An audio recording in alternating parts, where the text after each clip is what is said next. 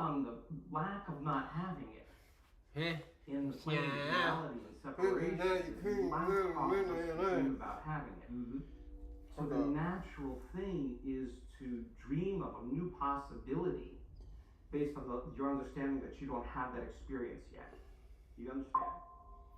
So then now, that vision of that future, the brain naturally creates. For the passionate person, that vision where they're seeing that future, they put themselves in that future. And when they do that, they feel the emotion of that future. And they're actually doing that by thought alone. So once they feel the feeling of that future, they can believe in that future because they felt it. Interesting. Right? And they'll tell you there's nobody or no one or no circumstances. I know that I could create that. And you've all done it. Everybody in this room has done something great. And you kept that vision alive in your mind, and you got your behaviors to match your intentions. You got your actions equal to your thoughts. You got your mind and body working together. You stopped thinking certain thoughts like, I can't, it's too hard, I don't feel like it, I'll never change. You had to make different choices. And the hardest part about change is not making the same choices the day before. That means you're going to get uncomfortable. You stop doing the same things, the same habits, sitting on the couch, whatever it was. You didn't have time to complain, that stuff. You start staying away from the experiences with certain people and certain circumstances. You didn't want to live that anymore. And you had to really get beyond your emotional feelings and do it anyway. And we do this all the time. And then you run, and all of a sudden the synchronicities start to happen, and everybody's experienced this. And the next thing you know, the experience occurs, and you feel the emotion from that experience, and it takes away the lack or separation from not having it. So the emotion is the end product of the experience in three-dimensional reality. Say it again. The emotion is what? The end product of the experience is the payoff. The payoff from the experience, having the experience, is the emotion that is the consequence of the experience. And that emotion is all the sensory information that you're perceiving. Everything you're seeing and hearing and smelling and tasting and feeling.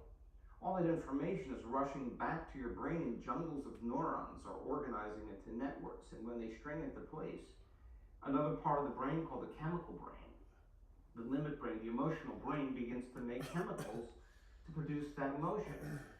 And that emotion then takes away the lack. And now you say, I created that. And then you go to the next one. All right, we live. Now you can get really good at doing this. You can study.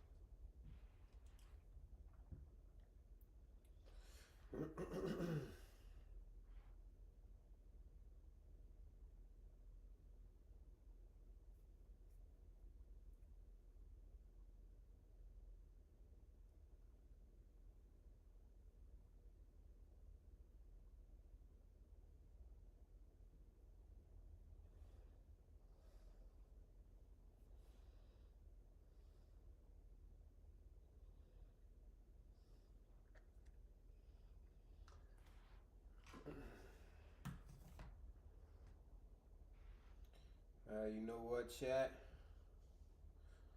I think I'm going to have to be back.